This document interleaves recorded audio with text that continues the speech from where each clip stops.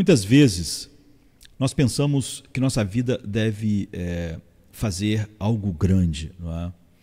Isso faz com que a nossa vida acabe sendo muito menos do que devia ser, não é? Se nós pensássemos de maneira mais centralizada no que realmente importa para a nossa vida, quão diferente seria a nossa vida do que é. Se em vez de pensarmos em muitas coisas, mas pensarmos em algo mais focado, não é? E que aparentemente aos olhos do mundo fosse menor, mas tivesse um tamanho, uma dimensão muito maior a olhos espirituais. Então pense, imagine alguém que veio a esse mundo para dizer apenas uma frase. Se eu ou você tivéssemos nascido para dizer apenas uma frase, que frase você diria? Você pode pensar assim, mas será que alguém veio ao mundo falar apenas uma frase? Por exemplo, João Batista, ele foi um cometa que passou com uma rapidez imensa por esse planeta. Viveu 30 e poucos anos. Ele apareceu num deserto árido da Judéia, entregou sua mensagem e tão rápido quanto ele apareceu, ele desapareceu da história. Eu acho que fugaz é uma palavra que pode muito bem descrever a mensagem de João por aqui, no mundo. Ele foi escolhido, apesar disso, para vir a esse mundo e dizer uma frase. Isso não quer dizer que a vida dele era pequena. Ele veio a esse mundo para preparar o caminho do Senhor. Agora, o que a pessoa que veio ao mundo para introduzir o Filho de Deus ao mundo, ou no mundo, devia dizer? Se fosse você que tivesse que dizer uma frase para introduzir Cristo no mundo, que frase você diria? Que frase você acha que ia ter o impacto necessário? As pessoas que sempre pensam em ser relevantes para o mundo, para a sociedade, ou que querem impressionar as pessoas ou a cultura com uma mensagem impactante, pensariam numa frase bombástica ou uma frase que apelasse para os desejos caídos e egos centralizados do homem, voltado para si mesmo, homem curvatus em si, amante de si mesmo, que faz da sua autoestima o seu grande trabalho, Então, facilmente hoje a igreja mesmo pensaria numa frase, eu diria do tipo: eis o homem que pode ressuscitar os mortos, para introduzir Jesus. Que impacto, Ninguém pode ressuscitar os mortos. Então, e a morte é uma coisa terrível para todo mundo, Todo mundo quer poder lidar com a morte assim, Com a morte de quem ama, enfim. Então, eu posso imaginar já outras pessoas pensando que a mensagem mais relevante para introduzir o Filho de Deus teria que ter um cunho social, porque o social é a coisa mais importante, E ainda mais para quem quer ser relevante para a cultura. Então, essa pessoa podia pensar na frase: eis o homem que pode alimentar todos os pobres. Isso seria relevante para a nossa cultura, certamente, Mas os que amam o misticismo, eles diriam outra coisa. Eles diriam: eis o homem, para introduzir Jesus, eis o homem que comanda todas as legiões de anjos. Já pensou nisso? Um anjo apenas, uma vez, ele desceu sobre o acampamento de Senaqueribe, soberano dos assírios, e na manhã daquele dia, 185 mil soldados valentes amanheceram mortos, 2 Reis 19:35. Pense nisso, o Maracanã cheio, e muitas vezes eu estou no Maracanã cheio, dá 60 e poucas mil pessoas, e realmente é uma multidão. Agora imagine o acampamento de Senaqueribe amanhecer com 185 mil homens de guerra, E um anjo desceu e fez isso. Então você imagine se você pudesse dizer: eis o homem que comanda todos os anjos. Então imagine um homem que comanda todos os anjos, quando um anjo só pode matar num instante, 185 mil, né? Soldados de guerra. Essas pessoas gostariam de dizer: eis o homem que comanda todos os anjos. Eles achariam que essa frase seria incrível para introduzir Cristo no mundo. Certamente, a grande maioria dos líderes hoje, não é, diriam: eis aqui um homem que pode curar os enfermos. Isso sim, alguém diria, é uma frase importante, impactante para ser dita num mundo sofredor como o nosso. Todos querem ser curados, todos têm alguém doente na família ou estão doentes. Essa introdução certamente vai atrair uma multidão, e vai atrair muito mais pessoas. Ou então as pessoas diriam: olha, eis aqui um homem que pode acalmar as tempestades. Eu já posso até ver a aplicação que as pessoas iam fazer com essa frase, né, hoje. Tem uma tempestade em sua vida? Você tem uma tempestade em seu casamento? Venha. Não é? Eis aqui o homem que pode acalmar as tempestades. Nós podemos ver as várias maneiras com as quais a igreja de hoje acharia mais relevante anunciar Cristo. Todas elas voltadas para o interesse do homem. E por isso relevantes, né? Mas Deus enviou um homem diferente para preparar o caminho do Senhor. Séculos e séculos antes, o profeta Isaías havia profetizado sobre João. Ele diz assim, Isaías: voz do que clama no deserto, preparai o caminho do Senhor, endireitai no ermo vereda a nosso Deus. Isaías 40, verso 3. E quando ele chega ao mundo, é dito, não é? Porque este é o anunciado pelo profeta Isaías, que disse: voz do que clama no deserto, preparai o caminho do Senhor, endireitai as suas veredas. Mateus 3,3.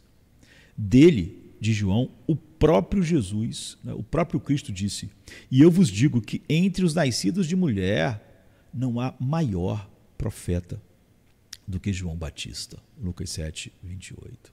Então Deus enviou João Batista ao mundo. Ele veio introduzir o seu filho, né, o Filho de Deus no mundo. Ele foi enviado para dizer esta frase introdutória: eis o Cordeiro de Deus que tira o pecado do mundo.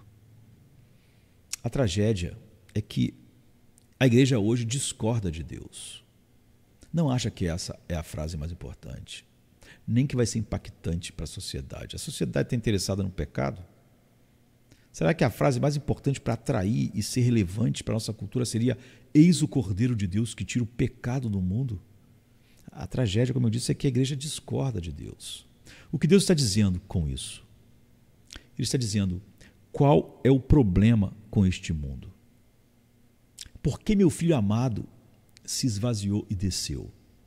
O problema não é sua pobreza, ou sua doença, ou seu sofrimento, ou sua morte, ou sua cegueira, ou sua falta de dinheiro, ou milhares de outras coisas que vocês possam pensar ser relevantes. Sim, o pecado. A mensagem que os experts da hora na igreja, junto com psicólogos, sociólogos, riem: o pecado. Os velhos pregadores que nada entendiam como João Batista, né, queridos? Não entendiam da sofisticação da alma humana, da psicologia humana, da sociologia humana. Nós pensamos: esses pregadores que não entendiam o que é relevante como João. Nós pensamos: não sei por que Deus mandou um homem tão sem tato, sem propostas relevantes como as nossas. Mandou um homem como João, em vez de mandar pessoas sábias como nós, para ser o homem que prepararia o caminho de Cristo no mundo. Não há esperança alguma para lidar com um monstro que devora a humanidade, que é tão bem descrito na Bíblia, a não ser voltando para a própria Bíblia, queridos. Seus velhos pregadores, entre aspas, profetas, apóstolos, reformadores, puritanos, eles pregavam a depravação total de todos os homens que nascem neste mundo. Essa não é a doutrina de que um homem é tão vil e mau como ele pode ser, mas é a doutrina que ensina que o pecado entrou e dominou todas as faculdades do homem. e todas as emoções de nossa natureza caída. Não há nada no homem que não esteja escravizado pelo pecado para que pudesse ser uma rocha para o homem sair dessa situação. Não é uma verdade apenas sobre a parte marginal da nossa sociedade, ou a pior parte dela. É uma verdade sobre cada bebê que está nascendo hoje. Quando a igreja perde isso, ela se torna completamente irrelevante para o mundo. Quando a igreja prega humanismo secular, antropologia secular, sociologia secular, psicologia secular, a igreja é totalmente irrelevante para o mundo. Deus trata não apenas com as espinhas da superfície que o mundo acha que está enfeiando ele, como um adolescente acha que aquela espinha ali está destruindo a vida dele. Deus lida com a corrente sanguínea no coração. Tome a arma de um assassino e ele continua sendo um assassino, porque o assassinato está em seu coração. Tire o filme pornográfico da mão de um homem e ele continua imoral, porque ele o é em seu coração. Isso se aplica a tudo na vida do homem. É o que Deus diz firmemente e claramente para nós. Nosso problema não está lá fora, em algum lugar. O problema de cada homem não é a sociedade, não é os outros homens. O problema de cada homem não é o mundo, ou a igreja, ou o outro. O problema de cada homem está dentro dele. É o seu próprio coração. É por isso que o que introduz o Filho de Deus no mundo diz: eis o Cordeiro de Deus que tira o pecado do mundo. Que pena. Que pena que a igreja hoje tenha outras mensagens mais relevantes, entre aspas. Que trágico quando nossa mensagem não é mais a que flui do coração do Deus eterno, como a mensagem de João para introduzir Jesus no mundo. Eis o Cordeiro de Deus que tira o pecado do mundo. O que a Bíblia diz? Quando João teve que dizer a frase pela qual ele tinha nascido para dizer, né, o que ele disse? A Bíblia diz: no dia seguinte, João viu Jesus que vinha para ele e disse: eis o Cordeiro de Deus que tira o pecado do mundo. João 29.